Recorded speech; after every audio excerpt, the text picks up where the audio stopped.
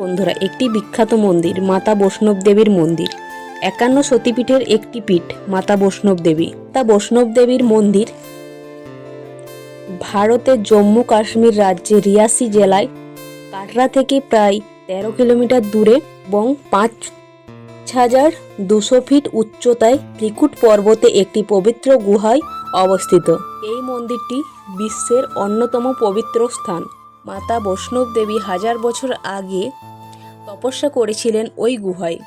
ভৈরবনাথ নামক এক রাক্ষস যখন মাতার পিছু নিয়েছিল, তখন মাতা তাকে ওইখানেই বধ করেছিলেন।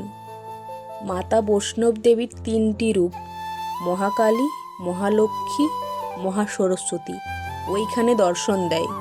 তাকে দর্শন করার জন্য হাজার হাজার পুণ্যার্থীরা যায় কষ্ট করে পায়ে হেঁটে। তবুও সবার মনে একটাই নাম, জয় মাতা দি।